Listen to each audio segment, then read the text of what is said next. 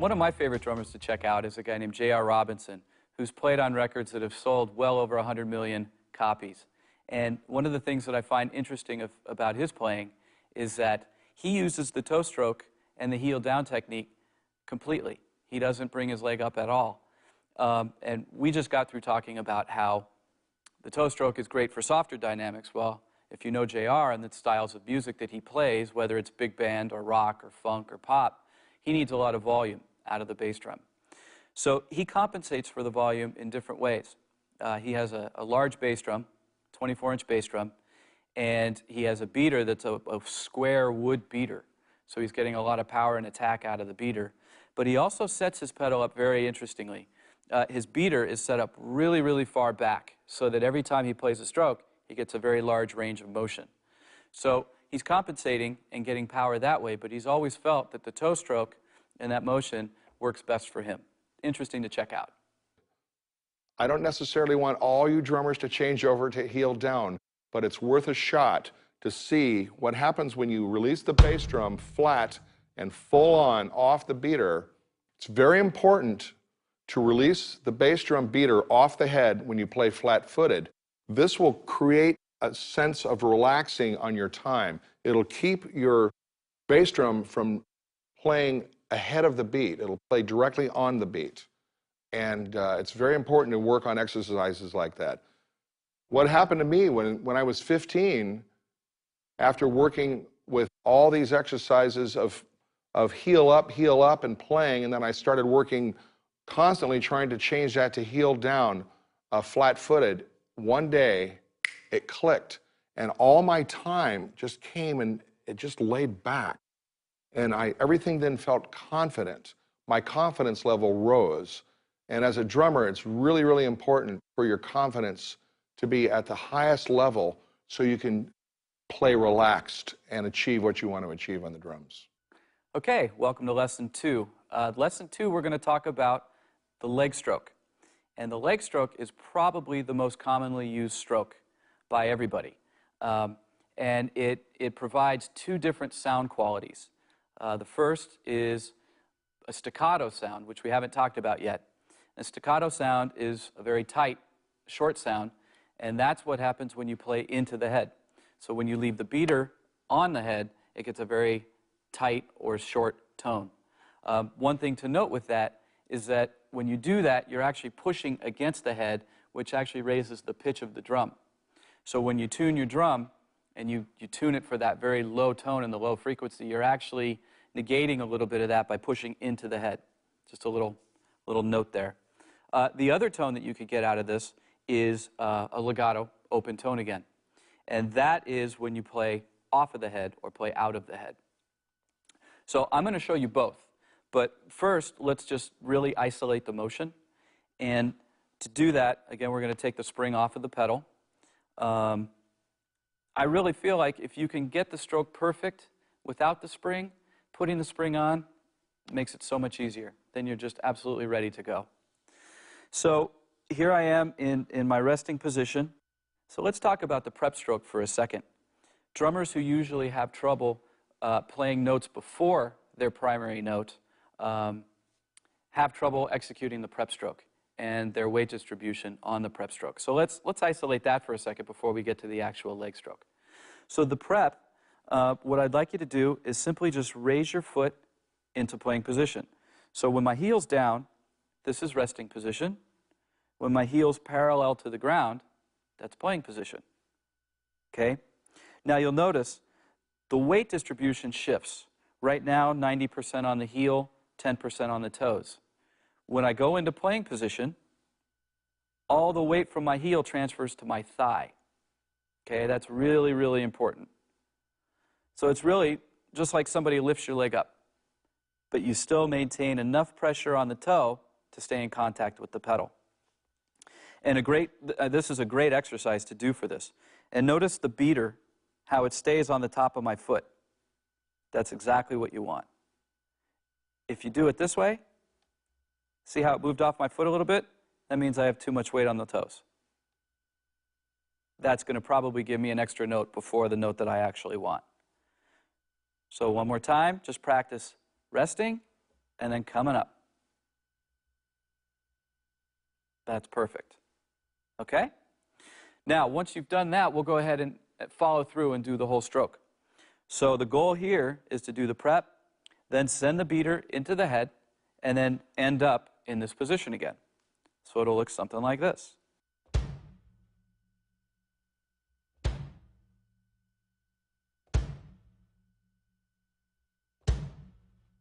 Now you're noticing that the difference between a leg stroke and a toe stroke is the attack. Because I have the weight of my leg behind this stroke, I'm getting a lot more punch out of the drum than with the toe stroke, where I only had the weight of the top of my foot over it. One more time.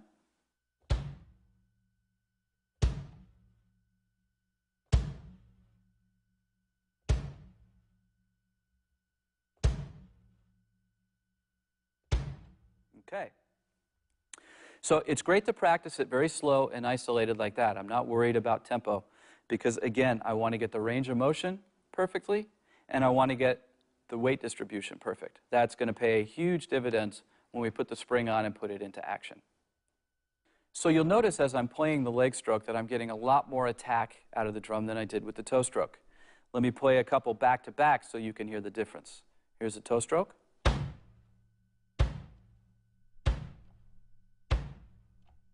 And here's a leg stroke.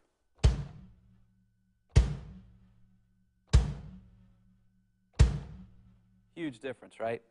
So when I'm looking for a tone that has a lot of legato and a lot of attack, that's my stroke. Use a leg stroke, wind up, get a lot of power out of it.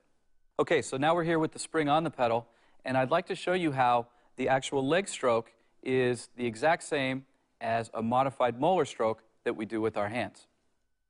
So if you've studied the molar stroke, you know that it is a whipping motion like this.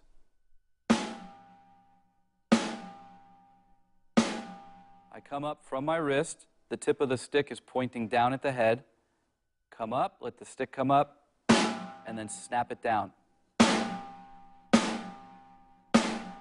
Now notice, the sound quality of that is really sharp. It's a great attack, but I'm still able to play really open on the drum. It's not tight and staccato.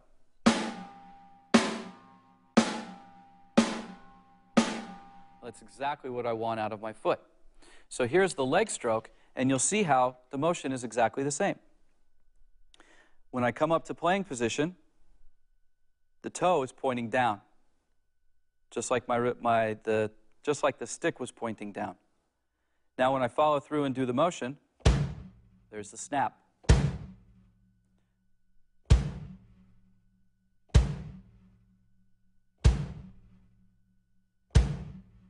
And you hear how much attack I'm getting. Okay, so let's talk for a second about the motion of the actual beater. I like to always give the analogy of someone throwing a baseball. So if you've got a baseball here, you're in your resting motion, you wind up, you throw it, and then you return back to your position. The beater motion is exactly the same. It's in its resting position, winds up, throw it in, and back to the resting position again. Exactly the same. So when you're doing the prep, it's crucial that when you come up, the beater falls backwards. Okay? So that's a great exercise right in itself. The transfer of weight is like we did with the spring off, where right now there's 90% of the weight on the heel. Now it's on the thigh and 10% on the toes. That's going to allow the beater to fall backwards. That's what's going to give you your volume and your power. And it's also going to allow you not to get a stroke before the actual stroke that you want. Check this out for a second. If I do it where I have too much weight on the tip of my foot, watch what happens. See that?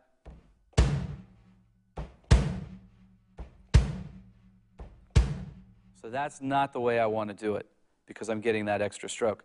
So when I come up, beater falls backwards, it's clean.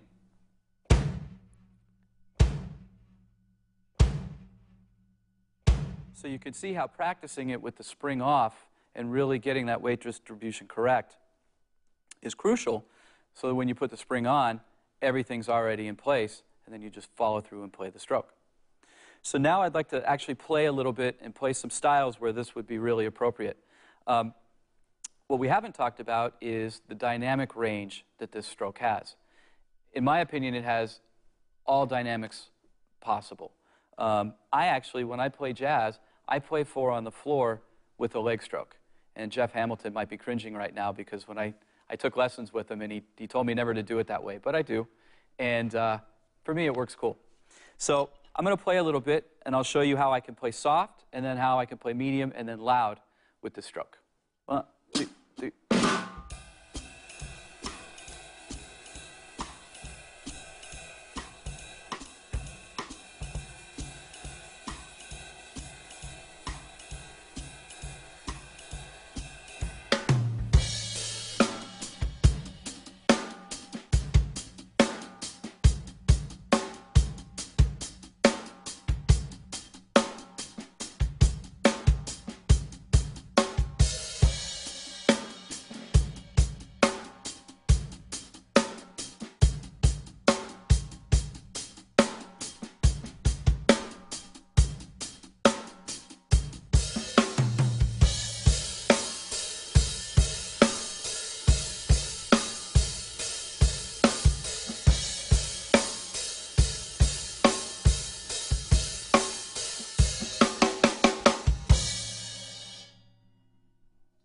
Okay, so there's some different ranges of dynamics with the leg stroke. Now, so far we were just working on getting a nice open legato tone with the leg stroke. Let's talk about playing a staccato tone or a dead tone with the leg stroke. That is just a shift in the weight distribution. The motion and everything else is exactly the same. The only difference is I leave my leg up and I leave the beater into the head after the stroke instead of letting it come off of the head. So here's what it would look like with a staccato tone.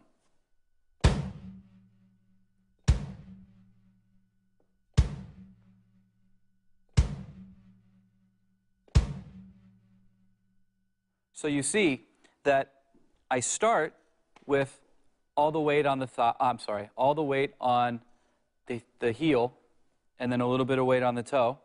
I raise up with all the weight on my thigh, and then when I come down, all the weight's on the toe. Just like this.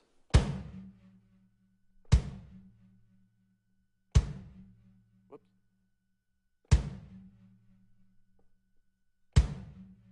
So let me play a little bit of music where that would be appropriate. 2, 3.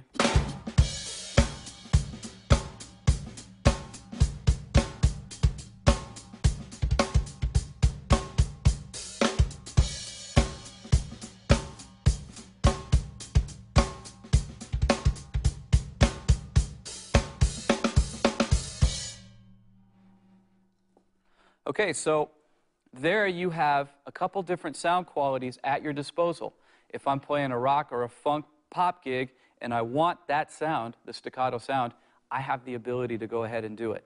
If I want a more open sound, I have the ability to do that as well. It's going to help me to fit all the styles that I'm playing authentically, and it's going to give me a clean sound. Now, if I'm recording, engineers love it because that means they don't have to edit my bass drum. So you become a huge friend of the engineers. So that you can hear the difference in the sound qualities, let me just kind of A-B, playing into the head and playing out of the head so that you hear the different tones possible on the drum. I'll give you 4 playing out and then 4 playing in. Here we go. You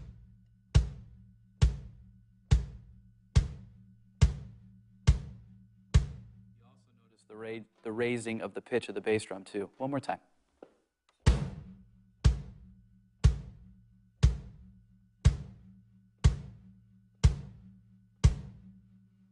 With this stroke, I would suggest just practicing without the spring, like we did. Put the spring on. Again, practice slow. And just, play some rhythms that you know, some single notes, some double notes, nothing fast. And just try and get very comfortable with the motion itself. Making sure also that the prep stroke is cool and that you're not getting any extra notes. Okay, have fun, and we'll see you in the next lesson. Thanks.